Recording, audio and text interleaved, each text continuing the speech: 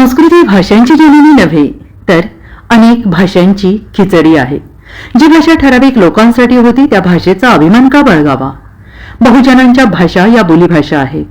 त्यामुळे आपण आपल्या बोलीभाषा जपल्या पाहिजेत असं मत 18व्या विद्रोही साहित्य संमेलनाचे अध्यक्ष तथा साहित्यिक प्राध्यापक डॉक्टर वासुदेव मुलाटे यांनी अहिराणी संमेलनात व्यक्त केलं.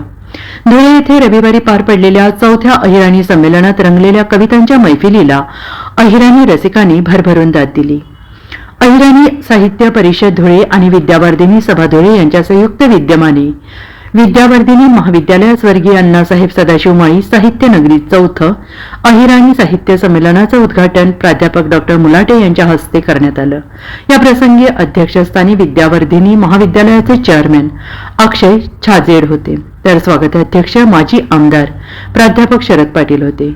व्यासपीठावर अहिराणी साहित्य परिषदेचे धुळ्याचे अध्यक्ष प्राध्यापक भगवान पाटील, कोल्हापूरचे प्रतापराव पाटील, माजी न्यायाधीश जे.टी. देसले, कॉम्रेड किशोर ढमाले, केशव बहाळकर, प्राचार्य बाबा हातेकर, डॉक्टर दरबार सिंग गिरासे, अंधश्रद्धा निर्मूलन समितीचे कार्याध्यक्ष अविनाश पाटील, अनिल दामोदर, प्राचार्य संजीव गिरासे, प्राचार्य डॉक्टर मधुकर वानखेडे, प्राध्यापक डॉक्टर सदाशिव सूर्यवंशी, प्राध्यापक डॉक्टर शशिकला पवार, शकुंतला बोरसे, कलावती माळी यांच्यासह अन्य मान्यवर उपस्थित होते. यावेळी प्रकाश महाले यांच्या लोभी मामासन्या परलोभी पोरी आणि वनमाला पाटील यांच्या पांझरा नदीन्या थरी काटण्या कविता या पुस्तकाचं प्रकाशन करण्यात आलं. त्या साला पाडवा 5 वर्षमा एकदाच येतस. त्या साला पाडवा 5 वर्षमा एकदाच येतस. जखम मांडले मलम शेंडीने चोई जातेस. त्या साला पाडवा 5 वर्षमा एकदाच येतस. जखम मांडले मलम शेंडीले चोई जातस. तुम्ही साला काढवा. त्या साला भाडवा तुम्ही साला काढवा. रिकामी ताटली तिमाच मोठ्या चापलत राहतस. तिमाच मोठ्या चापलत राहतस. तिमाच मोठ्या चापलत. मला हे कळत नाही की भारत देश, आपला देश हा कृषीप्रधान देश आहे, हा शेतकऱ्यांचा देश आहे, हा खेड्याचा देश आहे. आणि खेड्यातली जी जनता आहे 80-90% जनता हिची कोणत्या देशाची भाषा आहे मला कळलं नाही. मला कळलं नाही. अभिजात याचा अर्थ अभिजन वरच्या स्तरावर. त्याच्या पुढे मी सांगणार आहे जाती सार्वत्रिक माझ्यावर बरोबर नका, मी त्यावर बोलत नाहीये. अभिजनांची भाषा ही अभिजात भाषा आहे. आणि मग आम्ही सर्व जे बहुजन आहोत त्यांची भाषा काय आहे? अभिजनाला बोलतो म्हणायचं आपण, मग तिला कुठे बसवायचं आपण? विषयाच्या वडिलांना कुठे बसवायचं आपण? किंवा आता ज्याचा उल्लेख केला पावडी गेले वगैरे असल्याचे काय आहे किंवा बालवाडी वगैरे असल्याचे पूर्वभाषा आहे, याला कुठे बसवायचं आहे? तर हा सगळा जो चाललेला आहे हा आंध्री कोशिंबरीचा खेळ आहे असं मला स्वतःला वाटतं. की ज्या देशामध्ये अभिजात किंवा अभिजन ते मूलभूत नाही आहे. आमच्या दुश्मन मारण्यासाठी असं म्हटलेलं होतं. आता आम्ही जनगणनाच करत नाहीये तर सांगतात नाही किती उभे असतील आता ते. त्यामुळे तर जनगणना होत नाही ना. आमचं तर म्हणणं जनगणना करा आणि एकदा होऊन जाऊ, पण ते करत नाही आपण. इंग्रजांनी केली त्यानंतर ते झालं कसं गुलदस्त्यामध्ये ठेवलेलं आहे. म्हणजे ज्यांची भाषा गळी सुद्धा धरू नये एवढ्या पद्धतीची आहे आणि ते मिळाले पाहिजे याच्यासाठी प्रयत्न कोण करतायत तर तुम्ही आम्ही माझे भाऊ आपल्या आपतो. अरे काय संबंध तुमचं त्या आनंदाशी? तुम्ही बहुजातीचा आहात ना, तुम्ही बहुजन आहात ना, तुमच्या भाषेविषयी आलेलं करा ना. काय बोललं तुमचं त्याच्यावरून? नाही अभिजात भाषेचा जर आपल्याला कळलं झाला तर थोडीशी काही टोपी आपल्याला नव्हती कुठे जातील ते. आणि तुम्ही जर खरेच बहुजन महापुरुषांचे वंश असाल तर तुम्हाला लाज वाटली पाहिजे की टोकाला मी तिथं कसं जायचं काही लाख लोकांसाठी किंवा किती लोकांसाठी. शिवाजी महाराजांची आवाज आहे तुमची, तुम्हाला शरम वाटत या सगळ्या गोष्टीची. मला असं वाटतं मित्रांनो याची गरज नाही. जे आम्हाला प्राप्त झाले मला आनंद वाटला या ठिकाणी. ठीक आहे, मी तुमची माफी मागितली आहे, मला ह्यासाठी बोलता येत नाही. आणि शरदराव असल्यावर मला म्हणाले काय सर काही कळलं काय मी बोललो होतो. खरं सांगू का शरदराव, भाषा हे मनाचं एक माध्यम असतं. भाषा हे एक मनात माध्यम आहे. तुमचे आविर्भाव, तुमचं बोलणं, तुमची तळमळ ही त्याच्यासाठी कुठल्याही भाषेसाठी अडत नाही आहे, अडत नाही आहे त्याच्यासाठी. पण आमची सोय होण्यासाठी जिथे आम्हाला वाचण्याची परवानगी नव्हती अशा ठिकाणी आणि अशा लोकांनी ते लोक आले आमच्या डोक्यावर आणि आम्हाला सुद्धा कळत नाही की आम्ही कुणाला काय डोक्यावर घेतलं. ते तिथून आम्ही आलेलो आहोत ना, तर त्याचा विचार मला करायची गरज नाही. माझ्या घरात माझी आई काय बोलते आहे, माझं बाप काय बोलतो, माझी घर बोलते आहे. तुम्हाला तुमच्या आई बापांच्या भाषेची लाज वाटत असेल तर त्याला काय बोलणार आपण. जे माझं असं ते माझं आहे, जे माझं आहे बघा ना तुम्ही. इतके गैरसमज आहेत ते आम्ही दिवस नसतो. म्हणजे तुमचं मी समजू शकतो, पण आमचे मराठीचे प्राध्यापक सुद्धा तथाकथित साहित्यिक सुद्धा की सगळ्या भाषांची जननी म्हणाले संस्कृत आहे. मला असं वाटतं की हे निर्माण तुम्हाला सुद्धा माहित असेल की सगळ्या भाषांची जननी संस्कृत आहे. कशी काय असू शकते संस्कृत? संस्कृत सगळ्या भाषांची जननी कशी असू शकते? जर ती मुघलांचे असेल, चिमुघलांची ते असेल तर ती सगळ्या भाषांना कशी काय जन्मली? आणि जेव्हा ते संस्कृत भाषेत तेव्हा आम्ही कुठेतरी आलो. तुम्हाला माहित आहे कुशलची नावाची भाषा आहे. म्हणजे इतकी उपेक्षा आणि इतकं दुर्लक्ष आणि इतकी तुच्छता की जी माणसं यांना बलवान वाटली, ज्यांच्याकडे आपल्या काही चालत नाही, ज्यांच्याकडे वेगळ्या पद्धतीने श्रेष्ठ घालून घेतली, यांना त्यांनी राक्षस ठरवलं, यांनी त्यांना भूत ठरवलं. भूत भाषा, पिशलच्या भाषा, त्यांना पिशलच्या म्हटलं त्याने. हा तुमचा सगळा परिसर पिशलचा आहे, हे लक्षात घ्या. आज बघा ऐराणीनं अभ्यासाकडे जमायचे तर मी त्यातले एक थोडासा थोडा एक अभ्यास द्यायचा. कारण मी इथला दिन मला ज्या गुरु मला अभ्यास दिना त्या बघा गुरुजी बटायचे सावंत सर से, पी पवार से, वाघ सर से, शशिकला मॅडम से, हो बडा मला गुरु राहायचे, मी यांना विद्यार्थी बी राहायचे.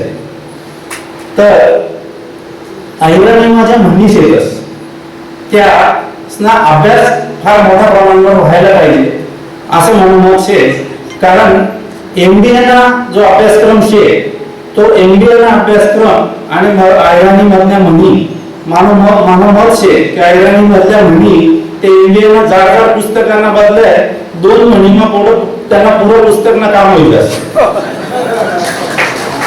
तर ऐराणीनं बघा अभ्यासाकडे जमेचे तर तुम्ही ऐराणी म्हणीना जरूर नवीन पिढीले काही योगदान होईल. व ऐराणीमा म्हणी ज्या शिकायला भेटस त्या जर समोर मांडणार तर त्या नवीन पिढीला हळू भाषा ही जोडी लागली आणि हळू भाषा खऱ्या अर्थाने समर्थ व्हावा जरूर मदत होईल. पहिला मुद्दा होता. दुसरा म्हणी भाषा जी म्हणी घरनी भाषा की मारवाडी तर हळू मी तुम्ही त्या अभ्यास दिस की महा भाषामा शब्द आणि ऐराणी शब्द मा काही मारवाडी भाषांना आणि ऐराणी भाषांना काही संबंध शे का हळू अभ्यास करायची गरज आहे. मला मारवाडीला म्हणतस आठेचा मी कोणाला बठाणले सांगणे तर मी बोलस आमना मारवाडीમાં बोलतस बेट आठे आयराणीમાં म्हणतास बट आठे मारवाडीમાં म्हणतास काय कठे चालू आठे म्हणतास कटे कोठे चालणार. तर असं मी 50 उदाहरणं देऊ शकत पण मला टाईम न घालवू शे. तर हवी अभ्यास करायची गरज आहे की मारवाडी भाषांना आणि अहिराणी भाषांना बी काही संबंध आहे का. तर जसं सर्व की काही अंतरपर आणि काही ठिकाणपर भाषा बदलस आणि तसं जास तर मी बी थोडे जास तर आतापर्यंत मी बी 14 देशमध्ये जाईल नो तर तटेबी मी सांगेस की मला देश थांबलेस. तर हाऊ आठाणी अहिराणी भाषा आणि महत्व हाऊ अनेक स्तरांवर मांडलं गेलेलं आहे.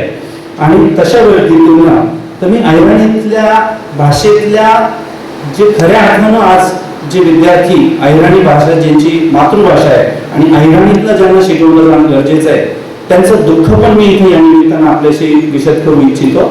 गव्हर्नमेंटची नवीन पॉलिसी आली आहे की सगळ्या शाळा काही एकत्रीकरण करा आणि छोट्या छोट्या शाळा बंद करून त्यांना एकत्र एका ठिकाणी करा.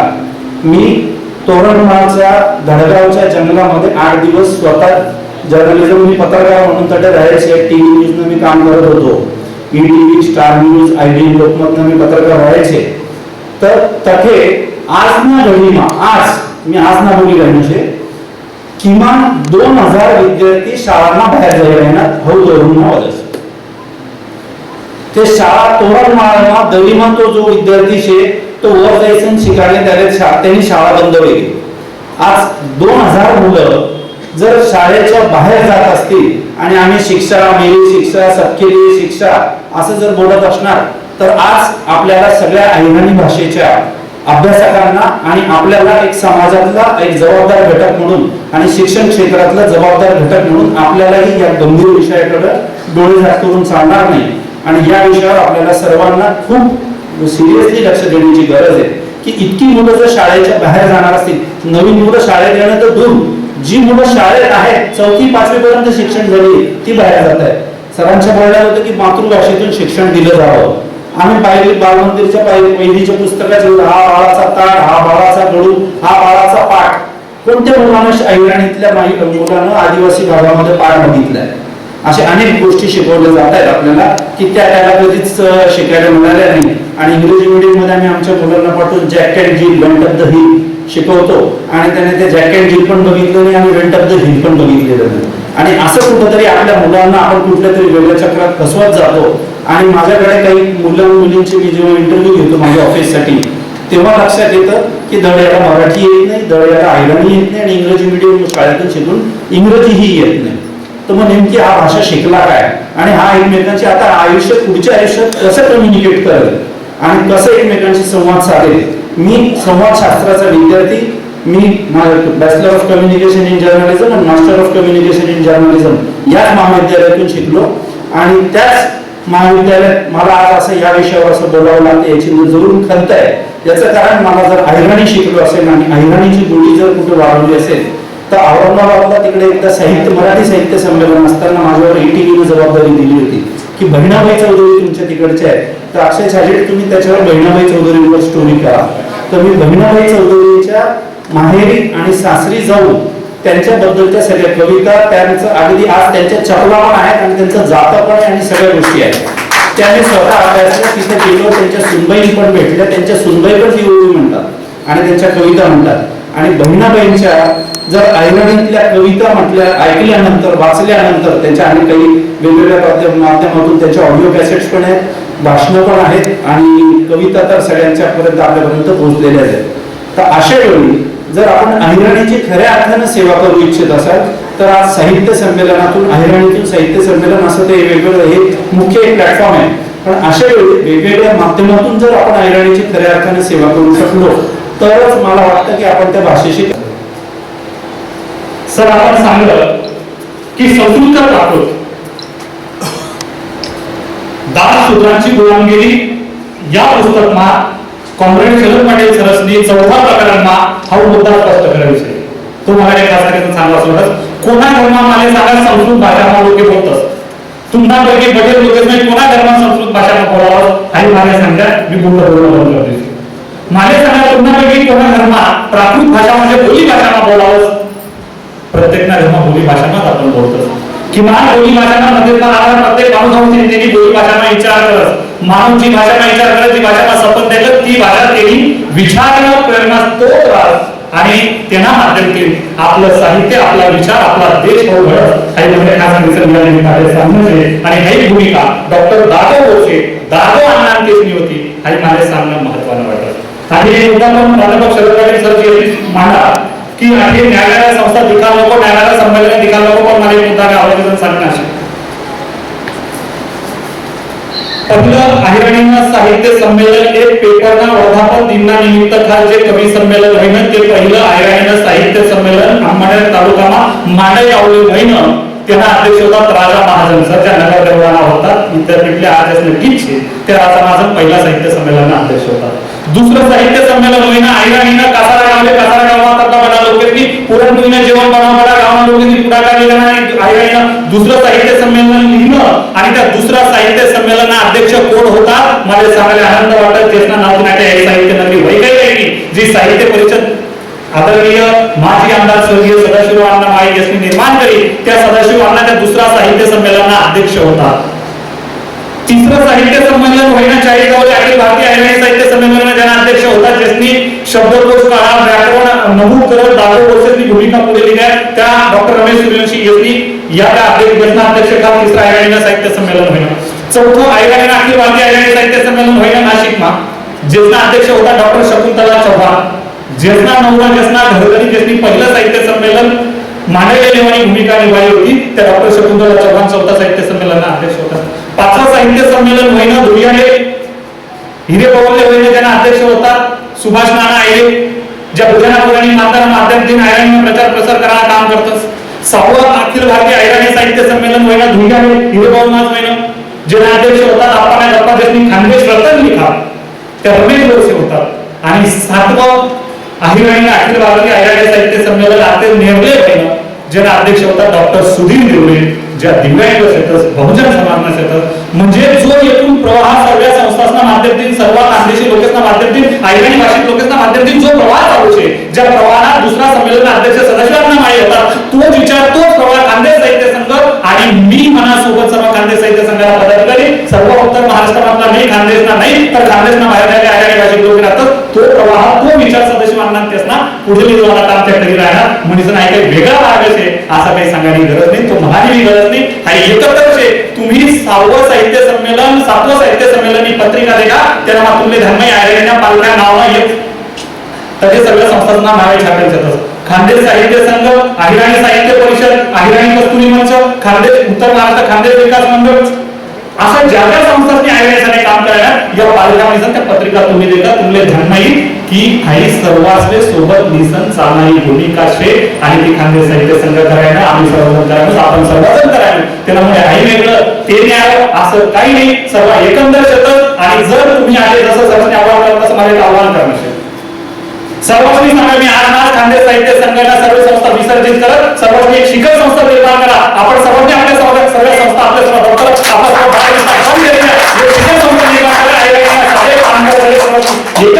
या निमित्ताने मी आव्हान करत प्रकाश पाटील सर तुम्ही समोरच्या जगदीश दादा शेतात भगवान पाटील सर शेतात आणि ज्यांनी सांगत आपले देवाला चालणार का म्हणजे कवळ खाऊन कवळ बोलतो आई बाकीने समजत त्या निघी जातात आणि माताना मुद्दा सुटी जातात आणि आई दुर्दैव मी जबाबदारी बोलायला वेगळे वाटते जबाबदारी यासाठी बोलायलो आई दागो बोसेचं स्वप्न होतं दागो बोसे सारखा माणूस ज्या माणूसनी नागपूर सारख्या भंडारा सारख्या अमरावती सारख्या ठिकाणी आटोवा सारख्या ठिकाणी नोकरी करी प्राध्यापक मनीषा राहिला शिक्षणाधिकारी मनीषा राहिला MA त्याची PhD करी अहिराणीमा लोकसाहित्याची वैशिष्ट्ये या विषयावर त्यांनी अहिराणीवर PhD करी अहिराणीनं काय वैशिष्ट्य काय वैभव याच्यावर त्यांनी PhD करी आणि अहिराणीने त्यांनी सपन देतं काय सपन देतं म्हणे अहिराणी अभ्यासक्रमात आवडले जे आपण आधी मुली राहता ते दादा बोसेंनी 1953 जवळच या पुस्तके छापा सपन देतं 39 जवळ अंमळनेरले साहित्य संमेलन होतं किशोरदादा जवळ संमेलन म्हणून त्यांना दादा बोसेंनी ठराव करायला सांगलं आणि अहिराणी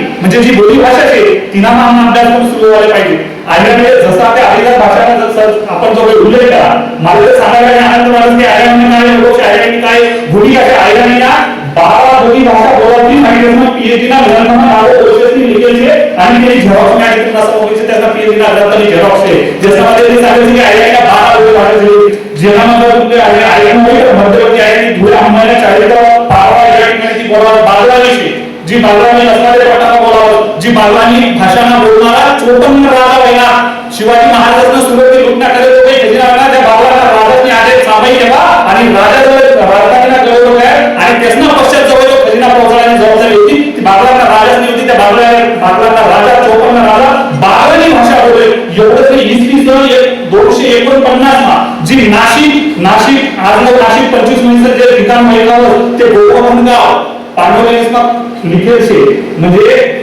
इतिहासना ज्या साधने राहते भौतिक साधने लिखित साधने मौखिक साधने तेव्हा मला भौतिक साधनेसमा लिखित साधनेसमा तर तो लिखेल છે की ईश्वरसेन राजानी इसवी सन 249 मा नाशिक हे आदिवासी आहिराणी बोलणारा लोकच राजांनी निर्माण केली होती आणि कोणतीच राजानी त्या राजाला ते देशाच्या बाहेर राहत नाही हे आपल्या समजायला माहिती म्हणजे नाशिक सुद्धा खानदेश सुद्धा राजधानी होती 25 सप्टेंबर आयरणी भाषिकांना म्हणजे थोडंसं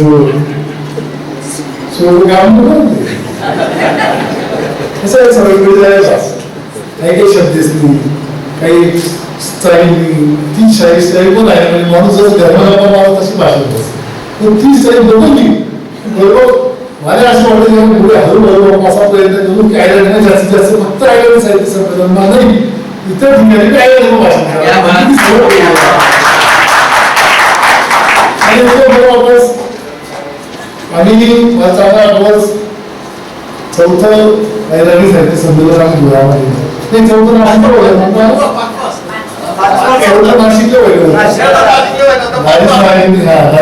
नाशिकले भरपूर मोठं संमेलन केलं आणि त्यानंतर साहेबांकडे गोष्ट केली की पूर्ण साहित्य संमेलन मी धुळ्यामध्ये आणि मग साहेबांनी शब्द जायला जरी त्याला मला बोलला की साहेब शब्द जायला आपल्याला देणं पडेल आणि मग 5 साहित्य संमेलन आपण घेतो तेव्हा आपण दिल्लीपासून सर्व फार मोठा कार्यक्रम करत आपण करा सर्व फक्त महाराष्ट्र भरलाच नाही तर देशभरातला साहित्यिकडे जमा होणार आणि त्या दिवसमध्ये हे जाणवलं की थेट अमेरिकापर्यंत देश कानाकोपरा जथे जथे आपलं साहित्य राहिले त्याचे इतकंच पुरण चाललं तसली फोनवरती म्हणा मोबाईलवरती SMS म्हणा शुभेच्छा देवाला सुरुवात करायला आणि तेव्हा मला समजलं की तो माणूस कठीण राहिली आणि तो माणूस कठीण राहिली पण तो स्वतःनी भूमीनं स्वतःनं आईराणीनं प्रेम हे त्याला मोजले माहीत जायला नाही आणि प्रत्येक माणूस तेवढंच प्रेम आईराणी होती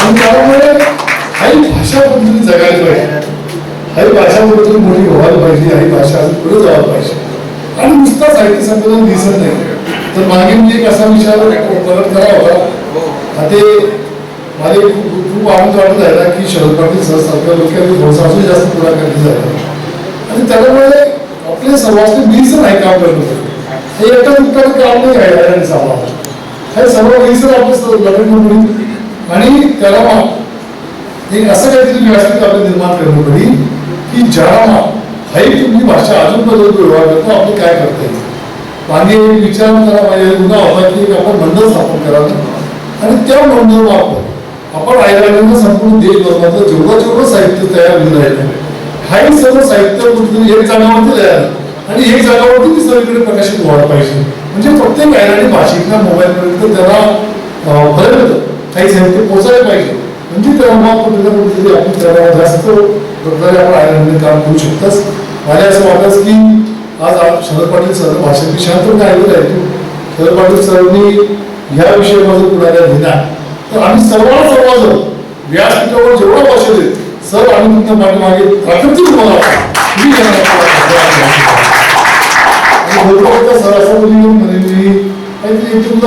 स्वतःला म्हणजे आम्ही आधी वापरायला जायला सर तुम्हाला कोण बोलली तुम्ही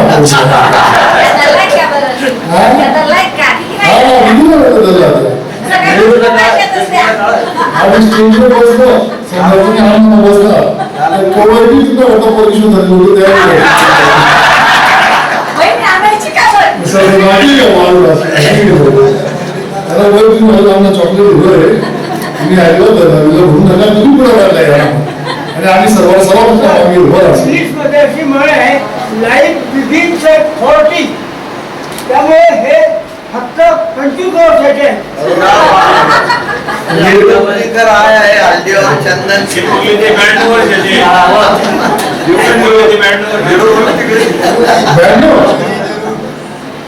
म्हणजे वेगळंच आहे.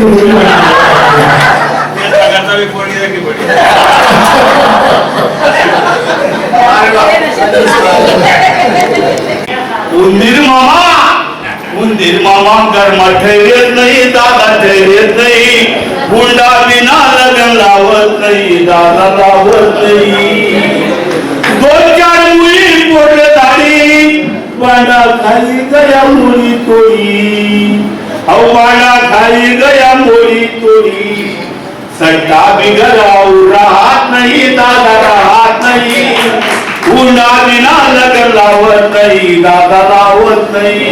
खरं सांगत भारतમાં दुष्काळ पोलीस न पડી જાય છે કરોડો ગણીલે તસરાના ડિમાન્ડ દ્રૌપદી લઈ જાય છે. આંટા માંગનારા દ્રોણાચાર્ય સાતસો વેતન માંગવા આવે છે. आज कविता परफेक्ट बसेली व्यासपीठ आंटा માંગનારા દ્રોણાચાર્ય સાતસો વેતન માંગવા લાગ્યા છે. અશિક્ષણના વ્યાપાર કરી ટાટા સંસ્થા स्वतः ચાલવા લાગ્યા છે. कर्ज सिद्धी बलायमा पिढी ध्यान हो दुर्योधन बदली જાય છે. कर्ज सिद्धी बलायमा पिढी ध्यान हो दुर्योधन बदली જાય છે. તેના ધારમાં નકુલ ઘર છોડી પડી જાય છે. अर्जुन ઓલિમ્પિકમાં ગયા ભીમ કુસ્તી ખેલવા જાય છે. अर्जुन ઓલિમ્પિકમાં ગયા ભીમ કુસ્તી ખેલવા જાય છે. સહદેવ ઘરમાં મુખ્ય લડી રહ્યા કુંતી માર્ગદર્શન લેવા જાય છે.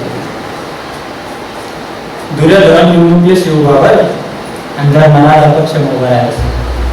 दुर्योधन निवडणुकीले शिवबा धर्मराजा पक्षामध्ये उभा राहायचे. कर्ण प्रचार करायला गया शकुनी सट्टा ठेवायला जायचे. कसा मारमाशा दुर्योधन घरी घरी निवडून जायचे. कसा मारमाशा दुर्योधन घरी घरी निवडून जायचे. माहिती पडणं अवतरात ना पाहिजे घरे घर मोठा वाटी जायचे. संजय व्हॉट्सअपवर बसेल माहिती मजाने देवा लागायची. संजय व्हॉट्सअपवर बसेल माहिती मजाने देवा लागायचे. धृतराष्ट्राची त्यांनी चिंता 12 मास लागी जायचे. गाणारे भट्ट देखील राहिले बरं का फक्त चष्मा काय लावायचे. गाणारे भट्ट देखील राहिले फक्त चष्मा काय लावायचे. अहो जमाना भलायनाने मलायना हो जायचे म्हणून तिने पण राजकारण काही जायचे. अहो सत्ता कायम झाली तो भ्रष्टाचारी होई जायचे. सत्ता कायम झाली तो भ्रष्टाचारी होई जायचे. असा महाभारत ना पायरे भारतने काय हालत होई जायचे. असा महाभारत ना पायरे कॉलेजना दुनियाમાં मनी एक मनीषा होती. कॉलेजना दुनियाમાં मनी एक मनीषा होती की संगीतावर प्रेम करो. कॉलेज जीवનમાં मनी मनीषा होती की संगीतावर प्रेम करो. तशी भावना बी मनमा होती. साधना बी मनी पक्की होती. प्रेरणा तर रोजच वेगळी पण अशा रोगी असताना मला पदरी निराशाच होती. आता मला फक्त कल्पनाच राहिली. विद्यावर्धनी सभा आणि अहिराणी साहित्य परिषद धुळ या दोन्ही मिसने आम्ही चौथं साहित्य संमेलन निरवलं. काही राणी अहिराणी साहित्य संमेलन निरवत हे आम्हाला चौथं साहित्य संमेलन छे. पहिलं नेरलेलं आहे, दुसरं पिंपळनेरले, तिसरं बादलपूर मायपूरले आणि चौथं आहे धुयाले लिहिल्यानं. आमना अहिराणी साहित्य परिषदना हेतूच छे की भाषा हाई बोलीच नको राहायला पाहिजे तर ते थोडीशी प्रादेशिक भाषाમાં लेखी स्वरूपમાં येवायला पाहिजे. कारण अहिराणी भाषा ही सर्वसामान्य 12 बोलूदार लोकेशने से हो ग्रामीण भागनी भाषा से मायबोली भाषा से आणि हाई भाषाમાં म्हणी वाक्प्रचार दृष्टांत खूप शेतस.